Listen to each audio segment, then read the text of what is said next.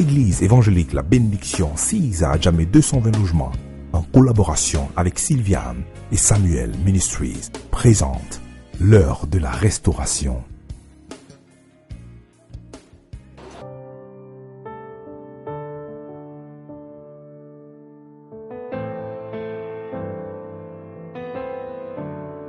Bon, tu es jeune fille, bon, tu as un copain. Mais toutes les jeunes filles de ton âge, chacune a son copain. Et ça ne gêne personne.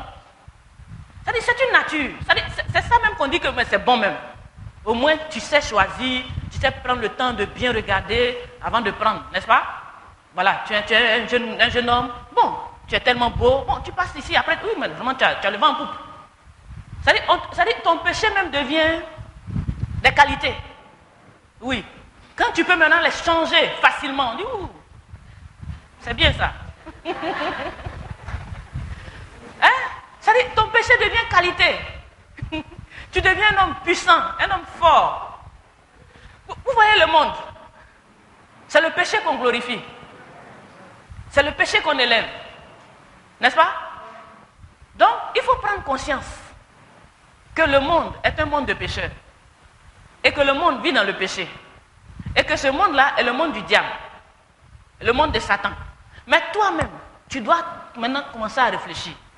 Je vais rester dans ça, mourir dans ça, et puis partir en enfer, ou bien je vais quitter. Est-ce que je vais me plaire dans ce groupe-là indéfiniment? Ou alors, je vais changer. Je veux partir. Je ne veux plus qu'on m'identifie à cette nature. Donc, il faut prendre conscience de ta nature de pécheur, qui pêche en tout temps. N'est-ce pas? Tous les jours, il y a péché. C'est pas vrai. Mais c'est rapide. C'est-à-dire, des fois même, on n'a pas besoin de pécher. C'est-à-dire, tu peux dire la vérité à la personne, mais tu préfères mentir. Là où on n'a même pas besoin de mentir. Mais toi, bon, en fait, c'est pour me débarrasser de lui. Bon, il me fatiguait, me débarrasser de lui. Donc, tu flanques un mensonge. Pourquoi est-ce que tu veux te débarrasser de lui dans le mensonge? Quel est ce problème? Pour que tu sois toujours obligé de prendre la voie du mensonge, du péché pour t'en sortir. Alors que la même chose, tu peux dire la vérité. On ne te tuera pas. Mais tu es tellement habitué que tu sors rapidement un mensonge, allez, c'est fait, et tu es à l'aise. Tu te sens vraiment plus à l'aise. Amen. Donc, pécher en tout temps, en tout lieu. C'est-à-dire sans remords. C'est-à-dire tu sais très bien. Mais tu es sans remords. Sans problème, tu es à l'aise dans ton corps. Tu es à l'aise, hein? C'est-à-dire, tant que peut-être on ne t'a pas vu, mais ça c'est entre moi et Dieu. Oh, si tu savais que c'était plus grave. C'est entre moi et Dieu. Donc, il y en a qui sont entre moi et Dieu, il y en a même qu'on connaît, entre les amis, bon ça, écoute, on se couvre les uns les autres, hein? On se couvre. Écoute, oui, c'est mon ami. Mon cher, c'est sa vie. Qu'est-ce que moi j'allais dire? Je n'ai pas à me mêler. Mais Dieu dit quoi? Si tu ne te mêles pas de sa vie, tu es aussi pécheur que lui. Et tu seras condamné comme lui. Donc si tu vois le péché d'un frère que tu couvres, Dieu dit que tu es aussi condamnable. C'est parce que tu es du même bord. Sinon, tu allais lui dire que ce n'est pas bon, tu allais l'aider à sortir. Mais si tu ne l'aides pas à s'en sortir, c'est parce que tu es pareil. Et comme tu es pareil, tu as la même condamnation. C'est-à-dire que toi, tu es là, tu n'as pas péché. Lui, il s'en va pécher parce que toi, tu as vu, tu n'as pas parlé. Et puis maintenant, toi, tu prends le problème sur ta tête. C'est ce que tu veux. Ah bon. Donc, tu es aussi condamnable que celui qui pêche. C'est pour ça qu'il faut dénoncer. Premier pas, tu lui dis à lui-même, ce que tu es en train de faire là, ce n'est pas de la volonté de Dieu. Donc, tu ne vas pas rapporter. Premièrement, il va dire que tu ne vas dire que tu as rapporté. Tu lui dis, mon frère, ce que tu fais là, ce n'est pas de Dieu. Si tu n'arrêtes pas, je vais te signaler. Ça, c'est l'amour. C'est l'aider à sortir de son péché. S'il est trop faible, tu ne peux pas, il faut l'aider. Donc tu lui dis, s'il ne veut pas changer, deuxième niveau, tu informes un frère. Il ne veut pas toujours changer. Troisième niveau, tu envoies à l'église. Tu informes le pasteur. Et on envoie publiquement à l'église, et puis on dit son nom en public. Amen. Amen. C'est pas méchant, hein? C'est quand tu n'as pas compris que toi tu te dis que c'est méchant. Mais quand tu as compris, tu sais que c'est pour sa vie, c'est pour le sauver. Parce qu'en le dévoilant publiquement, tu honnis le diable. C'est ce que la Bible dit. Voilà, on met la honte sur le diable qui le manipule. Et puis, par la grâce de Dieu, il peut prendre conscience et puis sortir, tu l'auras gagné. C'est ce que la Bible dit. Donc, il faut prendre conscience de la nature de péché, où on pêche comme on veut, on est à l'aise, on est sans souci, on est sans remords. Il faut prendre la décision, il faut constater ton propre cas de pécheur. C'est-à-dire, le pécheur, ce n'est pas les autres. Il ne faut pas voir ça, oui, non, lui là, il est dans l'adultère. J'ai dit la dernière fois ici. Quand on voit celui-là, mais ça, il est dans l'adultère. Le frère, il a commis le péché. Entends, dès que tu finis le frère, un gros mensonge calculé, déposé. Et là, toi, tu te crois pour un juste. Quelle différence y a-t-il entre lui et toi? Le même Dieu qui a dit tu ne mentiras pas, il a dit tu ne commettras pas l'adultère. C'est le même Dieu. Et les deux là, il a appelé de la même manière. Donc, il n'y a pas, tous sont pareils. Il faut prendre une décision globale, n'est-ce pas? Il faut prendre une décision aujourd'hui pour dire je sors d'un ensemble, mais pas que je sors d'un élément. C'est pas, parce que quand tu es sorti de l'ensemble, tu ne condamnes pas pour un élément, c'est une affaire générale. Lisons Romains 6, 23. Il faut comprendre le péché. Amen. Donc Romains dit quoi? Le salaire du péché. C'est-à-dire le péché là. Il y a une récompense qui est attachée au péché. Si je peux l'appeler ainsi. N'est-ce pas? C'est-à-dire le péché, il y a une récompense. Quand tu pêches là, il y a un salaire. N'est-ce pas? Et ce salaire-là, c'est la mort. Tu comprends? Donc, si tu pêches, c'est-à-dire toi-même, tu sais, et puis tu pêches, tu dis les choses, tu fais tout ce qui est contraire à la volonté de Dieu, tout ce que tu fais, bon, il y a un salaire. Et ce salaire-là, le Seigneur dit quoi? C'est la mort. Le salaire du péché, c'est la mort. Il faut que tu sois conscient. C'est-à-dire, tu peux pécher, mais il faut que tu saches que le salaire du péché, c'est-à-dire quoi? La récolte, la récompense, le résultat, c'est la mort. Donc, si tu veux mourir, continue de pécher. Mais si tu ne veux pas mourir, il faut arrêter de pécher. C'est tout simple. C'est au choix. Tu veux mourir? Pécher. C'est direct. Mais tu ne veux pas mourir? Tu reviens, tranquille. Tu vas maintenant du côté des justes. C'est une décision. Volonté. Tu peux décider. Lisons Proverbe 8, 36. Celui qui pêche contre moi, c'est Dieu qui dit, il fait quoi? Il nuit à qui? Son âme. Celui qui pêche là, il nuit à son âme. Donc le résultat qu'il va prendre, c'est toi-même ton âme qui va aller en enfer. N'est-ce pas? Ce n'est pas l'âme de quelqu'un. Celui qui pêche là, il nuit à son âme. Tous ceux qui me haïssent aiment la mort.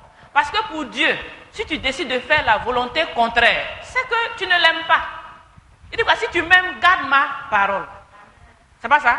Il dit si tu m'aimes, garde ma parole. Maintenant, si tu ne gardes pas ma parole, que tu accomplis toi-même ta pensée, ta parole, c'est que tu ne l'aimes pas. Il dit quoi? Ceux qui me haïssent, ça veut dire ceux qui ne m'aiment pas, aiment la mort. C'est simple. Donc ceux qui pêchent, en fait, ils veulent mourir. Mais quelqu'un veut mourir, qu'est-ce qu'on peut faire pour lui? Amen. Donc celui qui décide de pécher, ça veut dire quoi? Il décide de mourir. C'est-à-dire lui-même il décide d'aller en enfer. Mais qu'est-ce que nous on peut faire pour lui? Rien. C'est Dieu qui dit, si tu es Dieu, c'est que tu aimes la mort. Et si tu aimes la mort, que peut-on faire pour toi?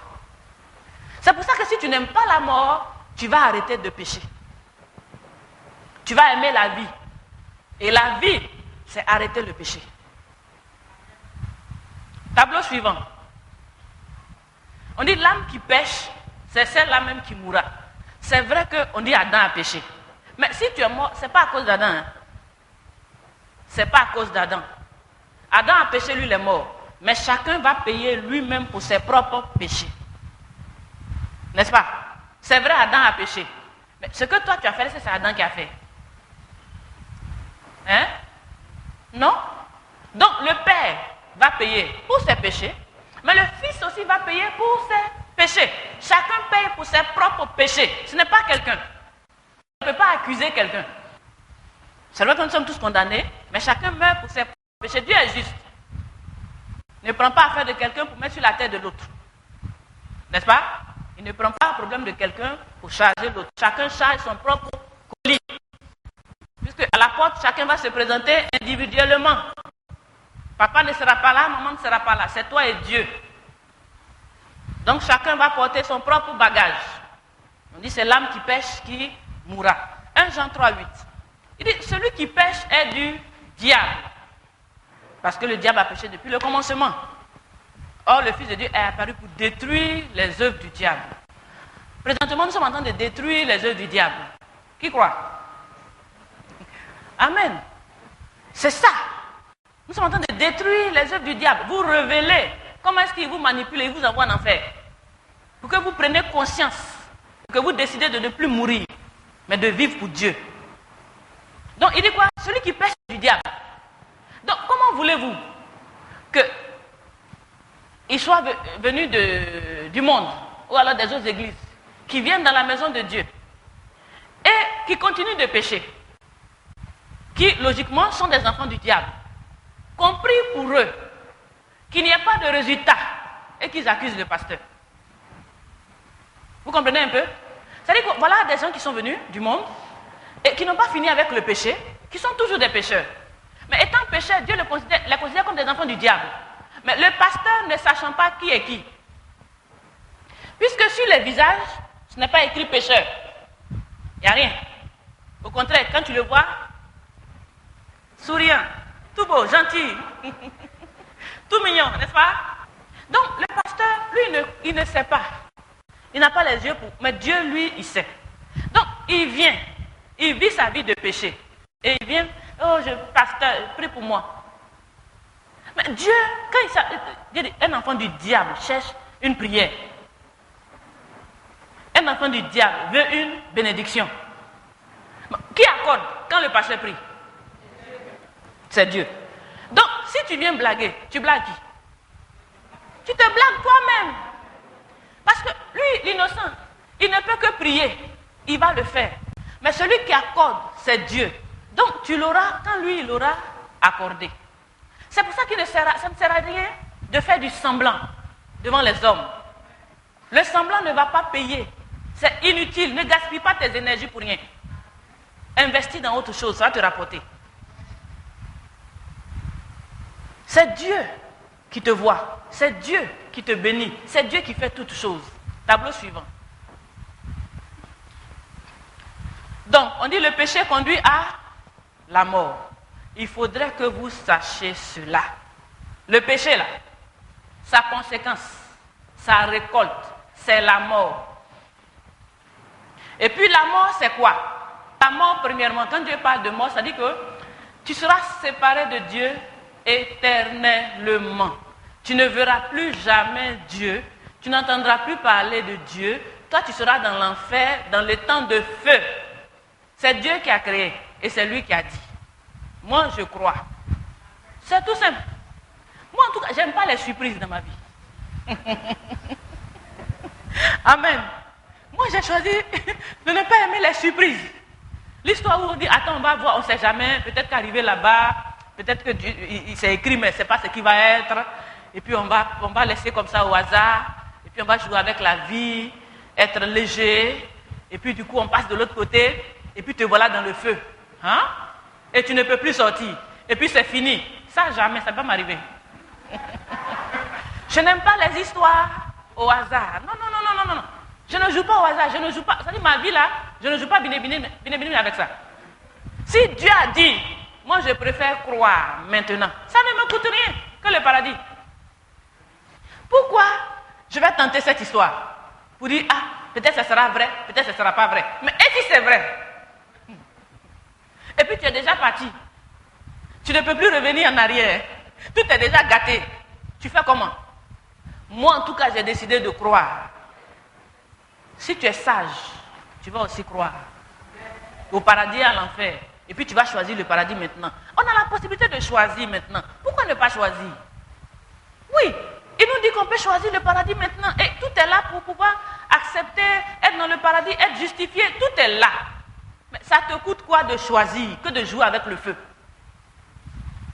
Donc la mort d'abord, premièrement, c'est mourir éternellement séparé de Dieu en enfer. Il dit c'est le temps de feu brûler continuellement.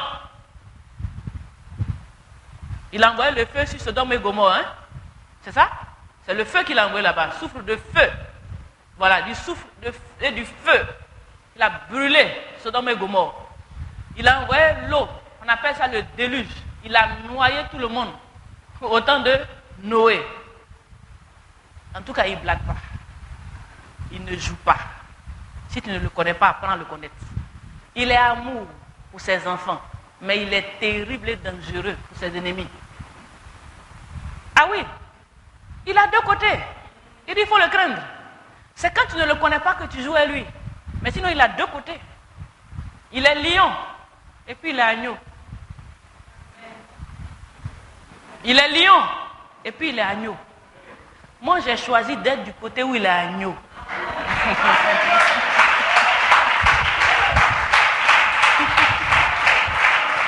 Affaire de lion, je ne suis pas dans ça. Amen. Oui, affaire de lion, là, nous, on n'aime pas ça. Amen. Mais chacun est chacun, on ne sait pas. Peut-être que toi, tu es Yankee, n'est-ce pas? Mais moi, sage, choisis l'agneau. Et je suis paisible. Ce côté-là, c'est-à-dire, il est doux, il est amour, tu vis une vie paisible, c'est-à-dire, il te pouponne, il prend soin de toi. Mais quelle histoire d'aller chercher ailleurs? Donc, la mort, c'est quoi? Tu voulais dire quelque chose par rapport à la mort. Donc, elle a donné la mort générale. Maintenant, la mort, concrètement parlant, quand on dit que Adam est mort, les difficultés sur la terre, la maladie sur la terre, c'est-à-dire la vie que nous vivons dans le monde aujourd'hui, c'est une vie de mort. Parce que tu n'as pas de paix, tu n'as pas de joie. Tu peux te créer une certaine joie, mais la nuit tu vas pleurer toi seul dans ton lit. Tu peux te mettre des maquillages, briller comme ça, bien joli au dehors. Mais quand tu vas te retrouver à la maison toi seul, tu vas dire je n'ai personne, je suis seul. Tu te sentiras seul, tu te sentiras abandonné, personne pour t'aider. C'est la mort. Sinon, quand tu as Dieu, j'ai besoin de qui? Personne. Je ne suis jamais seul, hein, moi. Je ne peux jamais être seul. Le Saint-Esprit est avec moi. Dieu est avec moi. Et puis Dieu est pour moi. Qui peut être contre moi? Quelle est cette histoire de te sentir seul? Et je me sens seul. C'est le péché qui est en train d'avancer comme ça. Quand ça veut commencer déjà, je me sens seul. Ça commence, je me sens seul. 2, je me sens seul. Fais attention, le péché est en train d'approcher. 3e, je me sens seul, j'ai besoin de quelqu'un, n'est-ce pas? J'ai besoin de quoi? Me consoler. Voilà. Tu commences à chercher un consolateur, alors que le Saint-Esprit est ton consolateur.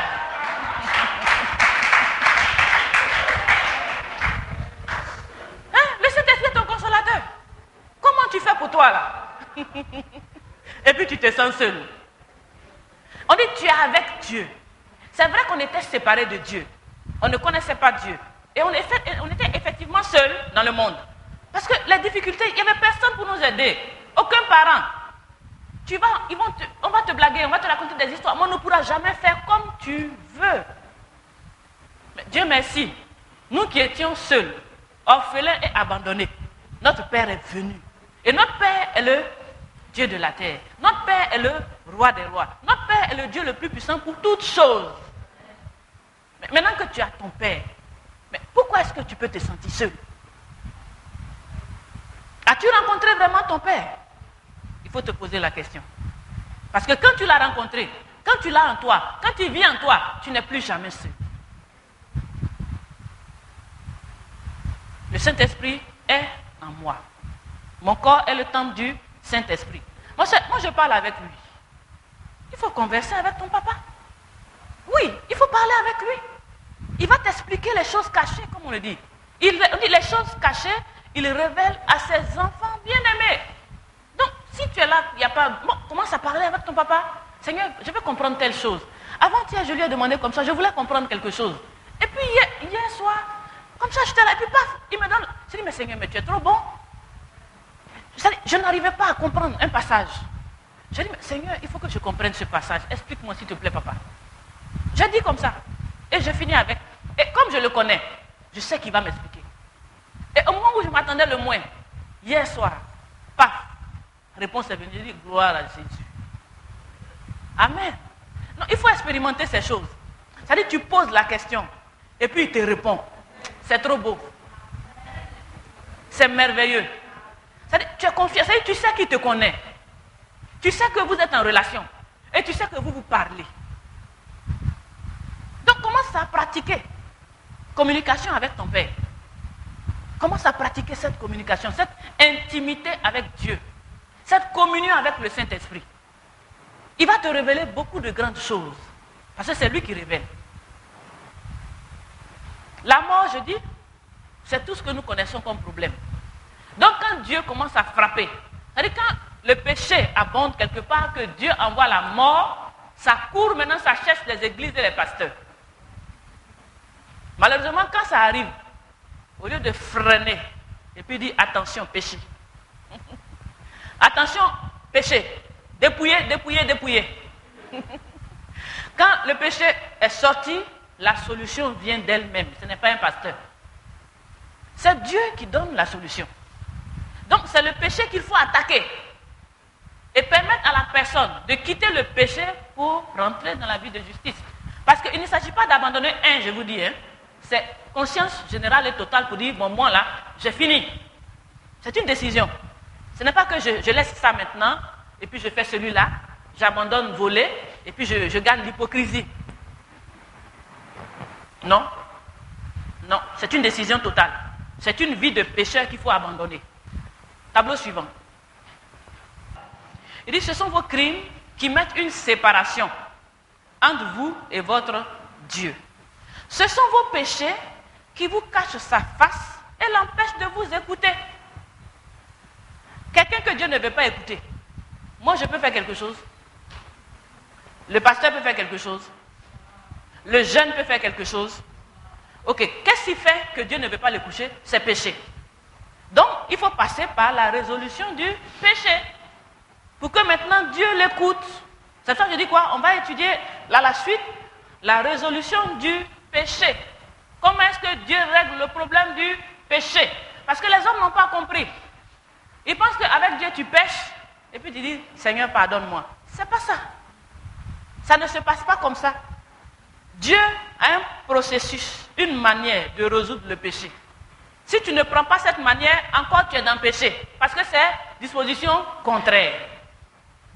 C'est-à-dire, Dieu dit, pour résoudre le péché, voilà ce que j'ai mis en place. Toi, tu mets ça à côté, tu pêches, Seigneur, pardonne-moi. Seigneur, pardon. Et tu continues, pardon. Et tu continues, pardon. C'est-à-dire, tu t'enfonces. Avec Dieu, pour résoudre le péché, ce n'est pas pardon dans la bouche. Dieu n'a pas dit ça. Dieu n'a pas dit que pour résoudre le problème de péché, il faut demander pardon dans la bouche. Ça n'existe pas dans la parole.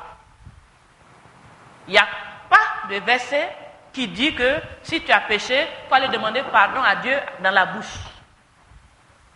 Il y a une manière de résoudre le problème de péché, c'est dans la Bible. Et c'est par cette manière-là seulement que Dieu pardonne les péchés. Donc il faut connaître. Si tu connais, tu vas comprendre et puis tu vas arrêter. N'est-ce pas? On va étudier tout ça. Comment résoudre le problème de péché? Dieu a tout pourvu. On lit la suite. On dit quoi? C'est à cause de vos iniquités que ces dispositions n'ont pas lieu. Ce sont vos péchés qui vous privent de ces biens. C'est clair. Est-ce que Dieu ne veut pas vous donner des biens?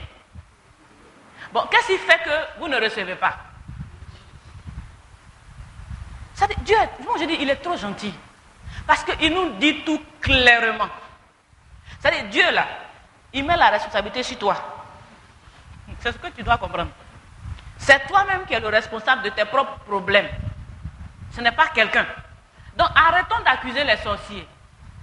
C'est-à-dire, le chemin facile aujourd'hui que le chrétien a eu, c'est d'accuser le sorcier. Il vit dans le péché. Et dès que ça ne va pas, on m'attaque. Ils sont contre moi. J'ai vu un rêve. J'ai rêvé. J'ai rêvé qu'on me poursuit. Donc les choses ne vont plus. Mais tu n'as pas rêvé que tu vis dans le péché. Tu ne peux pas rêver à ça. Que tu vis dans le péché. C'est parce que tu vis dans le péché qui ne te donne pas ses biens. Ce n'est pas le diable. Ce n'est pas le sorcier du village. Ce n'est pas ton cousin, ton oncle, ton papa, ta maman. Ce n'est rien à voir. Tant que tu as une vie de juste, personne ne peut t'atteindre. Personne.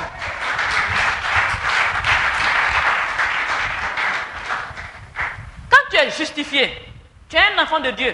Quand toi tu vas au village, les sorciers dégagent.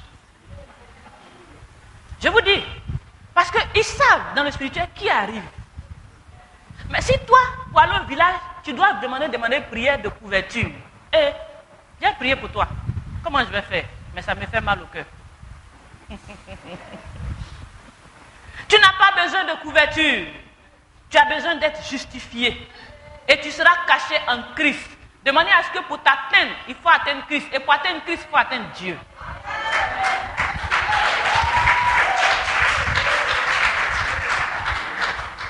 Quelle est cette vie où tu as peur qu'un tel te fasse ceci, un tel te fasse cela, tu n'es pas en paix? Non. Tu seras justifié. Il y a une méthode précise, selon Dieu, pour résoudre le problème de péché.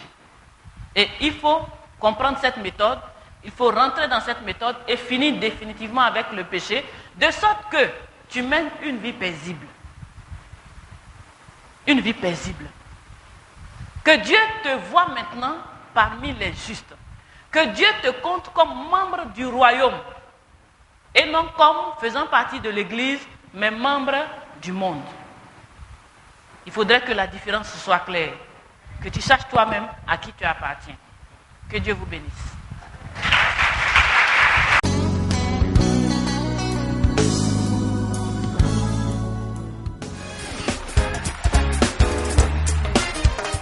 Tous vos sujets de prière, veuillez nous contacter au 20 38 52 34 58 56 60 40 02 09 31 26 ou à l'adresse mail info@eebenediction.com.